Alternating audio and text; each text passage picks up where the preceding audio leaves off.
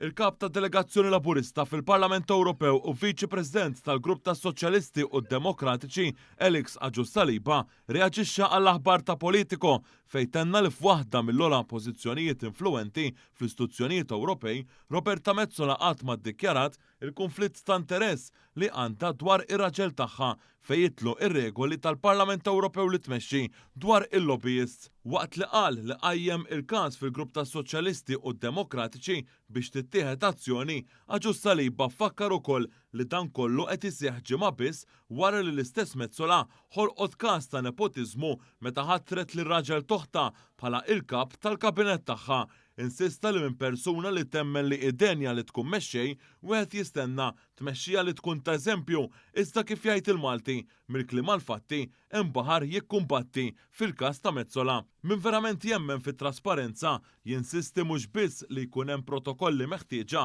iżda wkoll jkun jidher li l-protokolli qed jitwettqu b'mod ugwali u mingħajr eċċezzjonijiet qal Agius Saliba iżda kompla li mhux hekk taħsibha Metsola li għalkemm konxja mill-irwol delikat tar-raġel tagħha għażlet li tappoġġja pjan li jeskludi lilha biss minn kwalunkwe forma ta' skrutinju u semma li ftit persuni fil-Parlament Ewropew kienu konxi mill-irwol prominenti tar-raġel ta' Metsola fis-settur tal-cruise liners waqt li ma ddejqet xejn titkellem diversi drabi fuq is-settur inkluż fil-Malta Maritime Forum u flaqat ma' Chamber of SMEs u qal li naturalment wieħed jistaqsi x'kien iħsieb ta' Metsola li teżonera lilha nnifisha minn dan l-iskrutinju. Kif din Roberta Metsola tippretendi li kulħadd għandu jkun trasparenti u mbagħad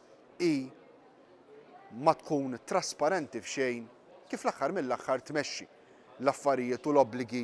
tagħha hawnhekk fuq livell Ewropew. Agius Saliba tenna li din lanqas l-ewwel darba li Metsola naqset milli tosserva il-protokolli ta' trasparenza u sa l-oħra ippruvat targumenta li hi għandha tiġi eżentata mill-obbligu li tiddikjara ir-rigali li tirċievi wara li wkoll naqset li tiddikjara 125 rigal fi żmien stipulat. Immaġinaw kieku jien jew xi wieħed mill-kollegi tiegħi ma niddikjarawx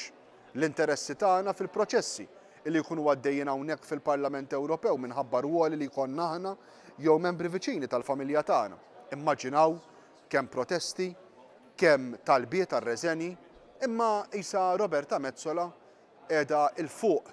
minn kollox tista' tikkritika lil kulħadd, tista' tipprova tagħti eżempju tmexxi l quddiem politika ta' trasparenza, imma fl-aħħar mill-aħħar din l-istess politika li tant imbotta l quddiem hi ma tapplikaħħa u tippretendi li ma tapplika għalija qatt. Fil-midja soċjali Agius Saliba wkoll tenna li issa joħorġu l-apoloġisti ta' Madam President b'referenza għal Partit Nazzjonalista u dawk li appoġġjawh biex jgħidulna li tal-Politico qed jgħajru għal Roberta Metsola.